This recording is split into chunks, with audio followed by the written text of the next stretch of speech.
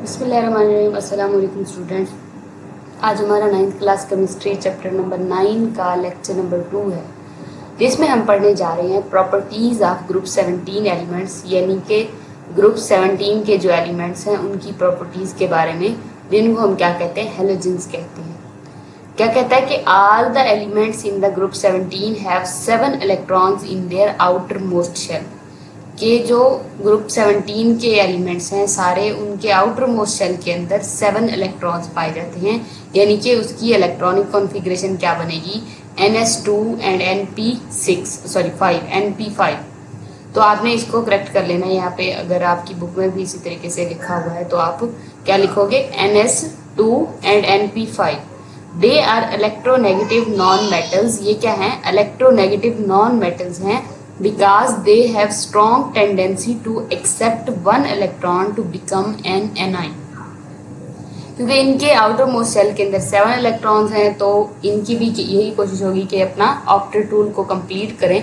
तो उसके लिए ये क्या करते हैं, इलेक्ट्रॉन को गेन करने की टेंडेंसी रखते हैं, और इसी वजह से इनको इलेक्ट्रोनेगेटिव और नॉन मेटल्स कहा जाता है। They exist as diatomic molecules. ये डाई एटॉमिक की फॉर्म में एग्जिस्ट करते हैं, यानी कि क्लोरीन के दो एलिमेंट्स जो है आपस में एक दूसरे के साथ बॉन्ड बना के क्लोरीन गैस की फॉर्म में एग्जिस्ट करते हैं, और फ्लोरीन भी इसी तरीके से सिमिलर टू दैट जो हमारे पास ब्रोमीन गैस होती है, क्या ये डाई एटॉमिक फॉर्म में एग्जिस्ट करते हैं and behave as very reactive non metals. और ये बहुत ज़्यादा रिएक्टिव नॉन मेटल्स हैं, यानी कि ये इलेक्ट्रॉन गेन करते हैं और ये आसानी के साथ, यानी कि बहुत ज़्यादा इनकी रिएक्टिविटी गेन करने के लिहाज से क्या है, ज़्यादा है।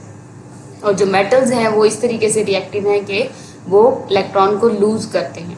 Atomic radii melting and the boiling points of the halogen increase.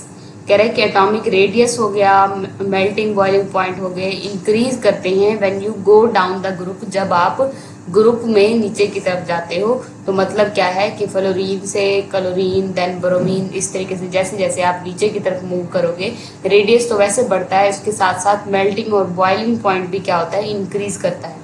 अब इसके पीछे रीजन क्या है, this is because the atoms get larger. Atom क्या हो जाता है, बड़ा होता चला जाता है, as they have more electrons, क्योंकि उनके पास इलेक्ट्रॉन्स की तादाद बढ़ती चली जाती है।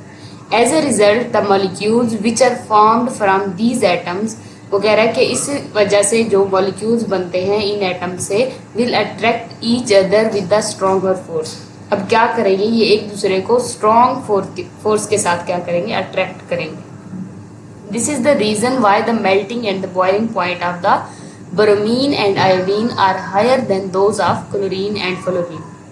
कह रहा है कि यही रीजन है कि जो ब्रोमीन और आयोडीन का जो मेल्टिंग बॉइलिंग पॉइंट्स हैं वो ज़्यादा हैं क्लोरीन और फ्लोरीन की निस्बत। अब इसके पीछे रीज़न क्या है, जो पीछे उसने बताई कि इनका साइज़ जो है ना, इनकी निस्बत बड़ा है, तो इसी वजह से इनका जो इनके दरमियान जो फोर्स होगी वो भी क्या होगी, स्ट्रॉन्ग बनेगी। Halogens react with the alkali and alkaline earth metals to give salts. Halogens जो हैं अल्कली या फिर अल्कलाइन अर्थ मेटल के साथ रिएक्ट करते हैं और बदले में हमें क्या मिलता है, साल्ट्स मिलते हैं।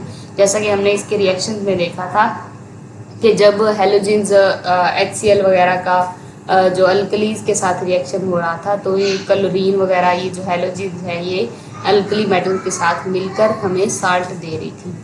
दीज एलिमेंट्स आर दस नेम्ड एज हेलोजेंस, और इसी वजह से, यानी कि साल्ट फॉर्मेशन की वजह से इनका नाम जो है ना हेलोजन रखा गया, which mean salt forming elements.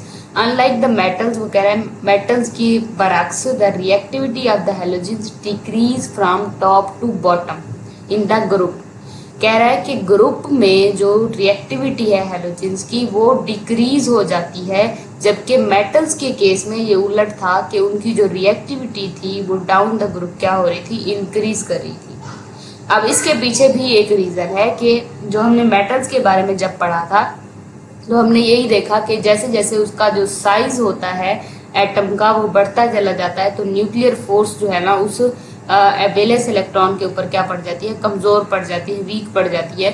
इस वजह से जो उसमें से बाहर वाला इलेक्ट्रॉन है उसको लूज करवाना क्या हो जाता है, आसान हो जाता है। अब इस केस में बात भी उलट ही है कि हमने वो जो इलेक्ट्रॉन है उसको गेन करना है, तो उसके लिए भी यही केस होगा कि जैसे जैसे जो एटम का साइज है वो बढ़ता चला जाता है, तो जो नया इलेक्ट्रॉन आता है उसको जो है ना वो अच्छे तरीके से अट्रैक्ट नहीं कर पाता, क्योंकि उसके पास ऑलरेडी इलेक्ट्रॉन्स होते हैं, शील्डिंग इफेक्ट होता है। तो जो एक नया मेहमान आता है, ऐसे समझो इलेक्ट्रॉन, तो उसको जो है ना ये स्ट्रॉन्ग अट्रैक्शन नहीं दे पाता। इसी वजह से इनकी रिएक्टिविटी जो है ना वो डिक्रीज हो जाती है। अब उसने बताया भी है कि this is due to the fact that atomic size increases down the group and the tendency to accept electron from the other atom decreases making them less reactive. कि जैसे जैसे साइज बढ़ता है, जो टेंडेंसी होती है इलेक्ट्रॉन एक्सेप्ट करने की वो भी क्या हो जाती है, डिक्रीज हो जाती है, और जो एटम होते हैं वो लेस रिएक्टिव हो जाते हैं। अब इसके पीछे रीजन क्या थी वो मैंने आपको बताई कि जैसे साइज बढ़ता है, न्यूक्लियर फोर्स वीक पड़ जाती है, तो जब नया इलेक्ट्रॉन आता है उसको जो है ना ये इतनी अट्रैक्शन नहीं दे पाता, इसीलिए इनकी जो रिएक्टिविटी है वो भी कम पड़ जाती है। Fluorine gas is pale yellow. Fluorine gas का कलर है वो क्या है, पेल येलो है, और जो क्लोरीन गैस है ये येलोइश ग्रीन है। While the bromine is fuming red brown liquid, ये लिक्विड की फॉर्म में एग्जिस्ट करती है। Iodine exist as a shiny grey crystal. अब ये जो है आयोडीन जो है वो क्रिस्टल ग्रे क्रिस्टल की फॉर्म में पाया जाता है, which easily turns into the dark purple vapours, जो कि आसानी के साथ जो है ना डार्क पर्पल वेपर्स में कन्वर्ट हो जाता है व्हेन दे आर वार्म, जब इसको गर्म किया जाता है। Metal halides are formed when halogens react directly with the alkali and alkaline earth metals. जब हैलाइड्स जो हैं वो अल्कली या फिर अल्कलाइन अर्थ मेटल के साथ रिएक्ट करते हैं तो हमारे पास जो है ना मेटल हैलाइड्स बनते हैं।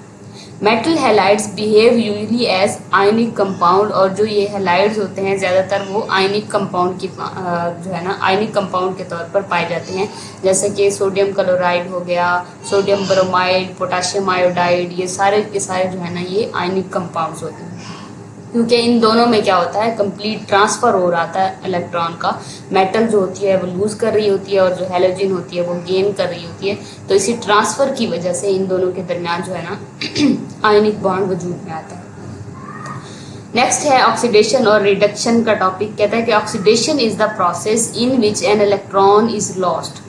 ऐसा प्रोसेस जिसमें एक इलेक्ट्रॉन लूज हो रहा हो उसको हम क्या कहते हैं, ऑक्सीडेशन कहते हैं। यानी कि एक एटम जो है अपना इलेक्ट्रॉन जब लूज कर रहा होगा उस प्रोसेस को क्या कहेंगे, ऑक्सीडेशन कहेंगे।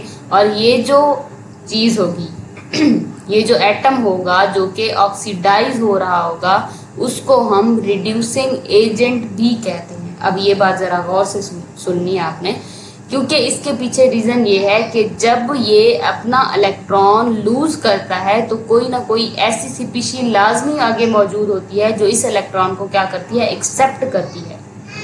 तो जो एक्सेप्ट करती है उसको क्या कहेंगे, उसकी क्या होगी, रिडक्शन होगी।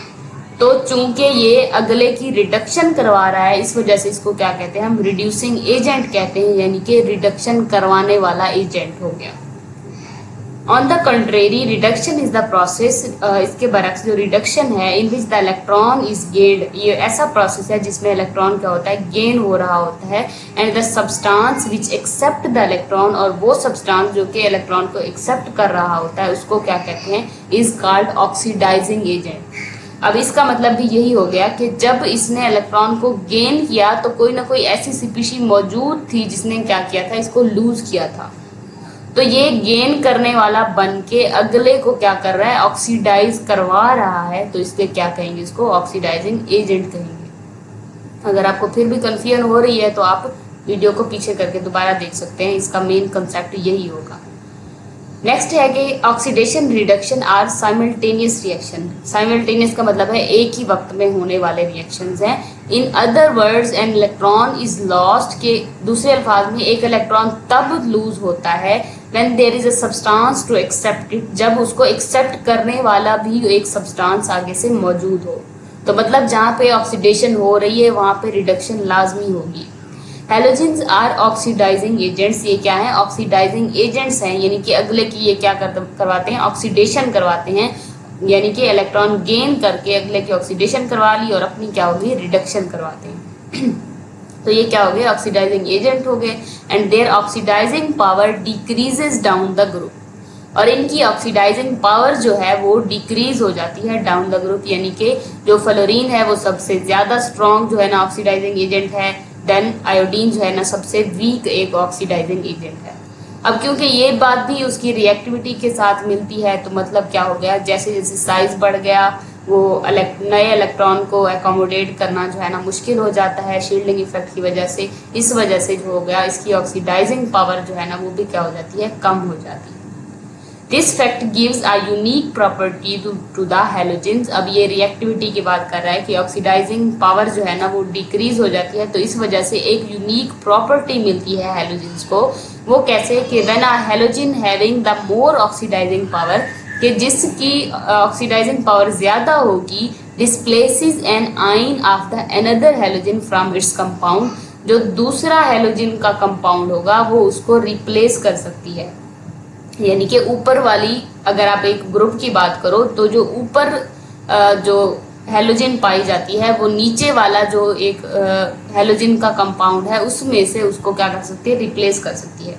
इसको अगर आप देख लो कि जो सोडियम ब्रोमाइड यानी कि ब्रोमीन जो है हमारे पास वो नीचे होता है ग्रुप में, जो क्लोरीन होता है वो ऊपर की जानिब है, तो जो क्लोरीन है उसकी ऑक्सीडाइजिंग पावर क्या होगी, ज्यादा होगी। अब इसकी ये एबिलिटी है, ये टेंडेंसी है कि ये इसको क्या करेगा, रिप्लेस कर देगा, यानी कि सोडियम ब्रोमाइड को सोडियम क्लोराइड में क्या करेगा, कन्वर्ट कर देगा, इसकी जगह पे खुद आ जाएगा। अब इसी तरीके से जो है ना सोडियम आयोडाइड हमारे पास अगर है, इसको हम क्लोरीन के साथ रिएक्शन करवाएं तो क्लोरीन की oxidizing power is greater than that of iodine, तो ये भी क्या करेगा, इसको रिप्लेस कर देगा। हाँ, अगर यहाँ पे जो है ना हमारे पास सोडियम फ्लोराइड होता तब ऐसा पॉसिबल नहीं था, क्योंकि उसकी ऑक्सीडाइजिंग पावर, जो फ्लोरीन की ऑक्सीडाइजिंग पावर है वो क्लोरीन से क्या होती, ज्यादा होती। लेकिन इस रिएक्शन के केस में आयोडीन है जिसकी ऑक्सीडाइजिंग पावर जो क्लोरीन की निस्बत क्या है, कम है। अब नीचे एक और रिएक्शन दिया गया है ब्रोमीन का सोडियम आयोडाइड के साथ। अब आयोडीन की जो है ना oxidizing power is less than that of bromine, तो इस वजह से जो ब्रोमीन है वो भी क्या कर सकता है, इसको रिप्लेस कर सकता है। Halogens react with the hydrogen to give hydrogen halides. Halogens जो है जब हाइड्रोजन के साथ रिएक्ट करते हैं तो हमारे पास हाइड्रोजन हैलाइड्स बनते हैं, यानी कि hydrogen HF, hydrogen fluoride, hydrogen chloride, hydrogen bromide, इस तरीके से जो होते हैं उनको हाइड्रोजन हैलाइड्स कहा जाता है। Hydrogen halides behave as strong acids in water. अब ये जो है ना हैलाइड्स जो होते हैं हमारे पास, ये स्ट्रॉन्ग एसिड के तौर पर एक्ट करते हैं। All the halides exist in the gaseous state at ordinary temperature. कह रहा है कि एक ऑर्डिनरी टेम्परेचर यानी कि रूम टेम्परेचर अगर आप कह लो, तो जो सारे हैलाइड्स होते हैं वो गैसियस स्टेट में पाए जाते हैं, except the hydrogen fluoride, hydrogen fluoride के अलावा।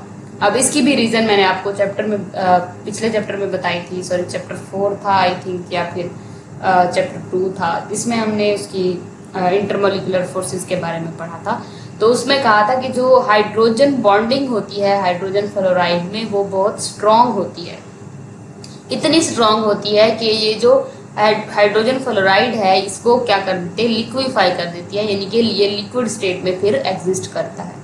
तो ये इसकी रीज़न क्या होती है कि ये सिर्फ जो है ना ऐसा हैलाइड है जो कि हाइड्रोजन हैलाइड है जो कि लिक्विड स्टेट में पाया जाता है। इसके पीछे रीज़न क्या होगी, हाइड्रोजन बॉन्डिंग होगी। Bond length between the hydrogen and halogen increases down the group. कह रहा है कि हाइड्रोजन और हैलोजन के दरमियान जो जब हम डाउन द ग्रुप मूव करेंगे, यानी कि हाइड्रोजन और फ्लोरीन के दरमियान जो बॉन्ड लेंथ होगी वो क्या होगी, छोटी होगी बनिस्बत हाइड्रोजन और आयोडीन के दरमियान जो बॉन्ड लेंथ होगी। बॉन्ड लेंथ क्या होती है, दो न्यूक्लियस के दरमियान जो एक लेंथ पाई जाती है दो एटम्स के, उसको हम बॉन्ड लेंथ कहते हैं। तो चूंकि फ्लोरीन का जो साइज है वो भी छोटा होता है हाइड्रोजन की तरह, तो उन दोनों के न्यूक्लियस के दरमियान जो लेंथ पाई जाती है वो कम होती है बनिस्बत आयोडीन के, जिसका साइज इतना बड़ा हो जाता है कि उसका जो वेलेंस इलेक्ट्रॉन है वो भी दूर की तरफ, यानी कि उसका रेडियस भी बहुत बड़ा हो जाता है। तो इस तरीके से उन दोनों की बॉन्ड लेंथ जो क्या होगी वो भी क्या कर जाएगी, इंक्रीज कर जाएगी। अब जितना बड़ी बॉन्ड लेंथ होगी उतना जो यानी कि न्यूक्लियस के दरमियान जितना फासला ज्यादा होगा उतना जो बॉन्ड होगा वो वीक होगा। तो मतलब क्या हुआ कि हाइड्रोजन आयोडाइड जो होगा वो हमारे पास वीक होगा। फिर increases down the group because as the halogen atom gets bigger, the bonding pair of the electrons get further away from the halogen nucleus. कह रहा है कि जैसे जैसे हेलोजन का साइज बढ़ता चला जाएगा तो जो बॉन्ड पेयर ऑफ इलेक्ट्रॉन है जो कि जिन दोनों के दरमियान बॉन्डिंग हुई है ना, वो जो बॉन्ड पेयर होगा वो मजीद जो है ना हेलोजन के न्यूक्लियस से दूर चला जाएगा, वो इतनी ज्यादा अट्रैक्शन नहीं दे पाएगा जो न्यूक्लियस होगा हेलोजन का. The bond between the hydrogen and halogen therefore gets weaker, और इसी वजह से जो हेलोजन और हाइड्रोजन के दरमियान जो बॉन्ड होगा वो कमजोर होता चला जाएगा. The weaker the bond the less the heat energy it will need to break it. जाहिर सी बात है, बॉन्ड कमजोर होगा तो आपको एनर्जी भी कम देनी पड़ेगी उसको तोड़ने के लिए. तो यही बात कर रहा है कि उसको जितना कमजोर होगा बॉन्ड, हमें एनर्जी भी कम देनी पड़ेगी उसको तोड़ने के लिए. Hence the thermal stability of hydrogen halides decreases down the group. इसी तरीके से जो थर्मल स्टेबिलिटी यानी कि जो एक हीट के खिलाफ जो मुजाहिमत होगी वो भी क्या करेगी, डिक्रीज होती चली जाएगी. अगर आप HF को हीट अप करो तो वो इतना जल्दी नहीं टूटेगा, यानी कि थोड़ी सी हीट पर भी जो हाइड्रोजन आयोडाइड होगा वो टूट सकता है क्योंकि उसका बॉन्ड क्या है, वीक है. तो ये एक हमारे पास जो है ना थर्मल स्टेबिलिटी दी गई है. सबसे ज़्यादा HF की है, देन HCl, फिर HBr और सबसे एंड पे HI की है. एक्सरसाइज दी गई है, कहता है कि how do halogens react with water, कि जो हमारे पास हेलोजेंस होती हैं वो वाटर के साथ किस तरीके से रिएक्ट करती हैं. तो इसका आंसर आपने लिखना है कि जो हमारे पास हेलोजेंस होती हैं वो डिफरेंट काइंड ऑफ रिएक्शंस देती हैं. वो हमारे पास जब वाटर के साथ रिएक्ट करते हैं तो वो हाइड्रोहेलिक एसिड्स बनाते हैं और हाइड्रोहेलिक एसिड और हाइड्रोहेलस एसिड बनाते हैं. बट देयर रिएक्टिविटी वेरीज, लेकिन इनकी जो रिएक्टिविटी है वो वेरी करती है उसके हेलोजन की निस्बत के कौन सा हेलोजन आप यूज कर रहे हो और उसकी प्रॉपर्टीज क्या है, वो ज्यादा रिएक्टिव है या फिर नहीं है. कहता है कि chlorine dissolves to form hydrochloric acid and hypochlorous acid. जो क्लोरीन है गैस, जब वो इसके साथ रिएक्ट करती है, वाटर में डिजॉल्व होती है तो वो HCl और हाइपोक्लोरस एसिड देती है. While the fluorine reacts explosively, जो फ्लोरीन है वो एक्सप्लोसिवली रिएक्ट करती है, यानी कि धमाकेदार रिएक्शन होता है फ्लोरीन का. आयोडीन बेयरली रिएक्ट्स, जो आयोडीन है हमारे पास वो बहुत मुश्किल से रिएक्ट करती है, यानी कि बहुत इनकी रिएक्टिविटी कम हो जाती है ना, तो इसका रिएक्शन बहुत ही ना होने के बराबर होता है. Showing minimal solubility and weak oxidising behaviour, यानी कि इसकी जो सॉल्युबिलिटी है वो ना होने के बराबर होती है या फिर मिनिमम होती है. इस तरीके से इसका जो ऑक्सीडाइजिंग बिहेवियर है वो भी कमजोर होता है, कम होता है. इंटरेस्टिंग इन्फॉर्मेशन दी गई है, कहता है कि water in the swimming pool is sterilised with the chlorine. जो वाटर है स्विमिंग पूल के अंदर उसको जो साफ किया जाता है तो वो क्लोरीन की मदद से साफ किया जाता है. तो ये था आज का हमारा टॉपिक. होप सो आपको सब कुछ क्लियर हो गया, जिसमें हमने जो है ना 17th ग्रुप के एलिमेंट्स जो है हेलोजेंस जिनको कहते हैं उनकी प्रॉपर्टीज़ के बारे में डिस्कस किया.